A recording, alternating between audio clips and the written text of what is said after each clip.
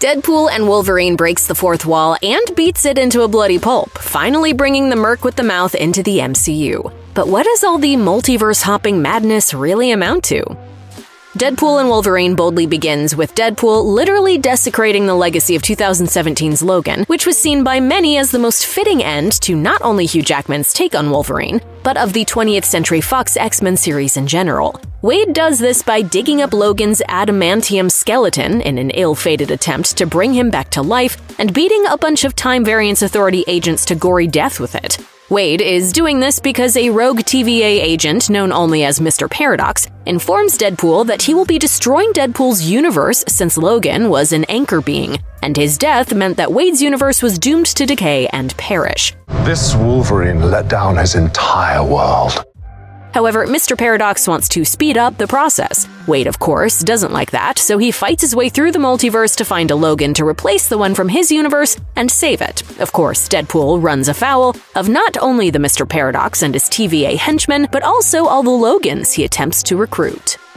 Wade eventually finds a Logan who, while also not willing to help, is at least old, drunk, and sad enough to manipulate. After this sad sack Logan passes out, Wade takes the opportunity to carry him back to the TVA. There, Wade attempts to convince Mr. Paradox to save his universe due to him finding another Logan to be a new anchor being. But Mr. Paradox laughs this suggestion off. Wade and the variant Logan find themselves stuck in the Void, last seen in the Loki Disney Plus series. In the Void, the two meet different variants of characters from other Marvel films prior to the MCU, like Chris Evans as Johnny Storm from the 2005 Fantastic Four film. Deadpool thinks it's Captain America at first, understandably so. They unfortunately quickly find out that the Void is ruled by the vicious Cassandra Nova, Charles Xavier's powerful evil twin from a variant universe. While Logan and Deadpool don't get along, fighting for most of the runtime, they eventually discover there's a resistance of other superhero variants, such as an X-23 and Gambit, who they team up with to fight Cassandra to get back to Wade's universe and save it from Mr. Paradox. In the end, Logan and Wade are willing to sacrifice each other's lives to save the multiverse from destruction. Luckily, both survive the ordeal and end the film by having dinner at Wade's apartment. On a purely metatextual level, the ending of Deadpool and Wolverine is about giving closure to the Marvel films that came before the official Marvel Cinematic Universe, which kicked off in 2008 with the Iron Man solo film. However, Iron Man was far from the first Marvel theatrical film. That would be 1986's Howard the Duck, and certainly not the first Marvel film to be successful. Arguably, the official modern comic book boom started in 1998 with Blade, starring Wesley Snipes, whose success gave skittish studio execs the confidence to invest in big-budget superhero films that weren't just based on Superman and Batman. When 2000's X-Men and 2002's Spider-Man proved successful, it opened the floodgate to include 2003's Daredevil, 2005's Fantastic Four, as well as many sequels and spin-offs of those films prior to and during the MCU's ascension. Those pre-MCU Marvel films are referenced throughout Deadpool and Wolverine, including the gruesome fate of Johnny Storm, Jennifer Garner as Elektra, Aaron Stanford as Pyro, Wesley Snipes returning as Blade, and more, all being given closure in one way or another. Hey, Blade.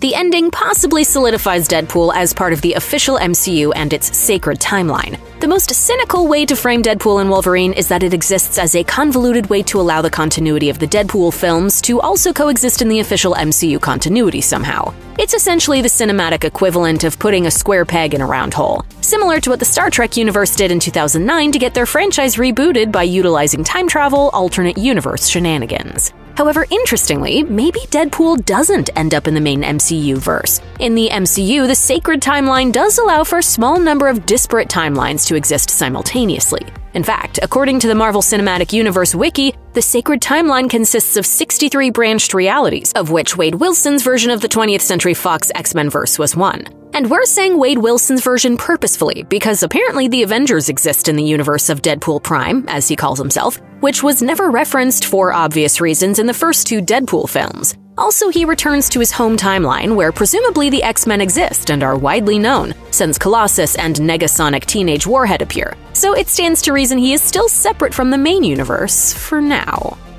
Late in the film, when Wade and Logan finally meet the Resistance fighters in the Void, one of them is the X-Men's charming thief Gambit, played by none other than Channing Tatum. If you only watch the movies and don't keep up with industry news, this may seem odd, since the only actor who has previously played Gambit in a live-action film is Taylor Kitsch in 2009's ill-fated X-Men Origins Wolverine, alongside Jackman and Reynolds' proto-Wade Wilson. But Tatum has been trying to play the Cajun X-Men for over a decade. A long-in-development solo Gambit film meant to star Tatum unfortunately never came to fruition. And we just kept running into doors. At one point, Pirates of the Caribbean director Gore Verbinski was attached, so it seems Tatum's cameo is sort of a mea culpa for those projects falling through. One of the most surprising cameos is badass Daywalker Blade as another freedom fighter within the Void. This is especially surprising in light of the MCU's long-in-development Blade reboot, reportedly still starring Mahershala Ali, which was to come out before Deadpool and Wolverine, but is now scheduled for November 2025. There's even a scene where Snipes' Blade variant says, "I'm the only Blade that will ever be," causing Deadpool to give a winking look to the camera. Snipes and Reynolds actually worked together on 2004's Blade Trinity, the third and final film in the original Blade trilogy. Reynolds played Hannibal King, who only barely resembled his Marvel Comics counterpart. The set of Blade Trinity was infamously tense, at least according to co-star Patton Oswalt. Wesley Snipes was going crazy, and he wouldn't come out of his trailer. He would only answer to the name Blade. So some of the dialogue between Wade and Blade is truly metatextual. For example, when Snipes' Blade tells Reynolds, "Deadpool, I don't like you," Deadpool responds with a droll, "Sounds familiar." In a recent Collider interview with stars Ryan Reynolds and Hugh Jackman and director-co-writer Sean Levy, Reynolds noted of the film, "It was really genuinely meant to be a true one-off."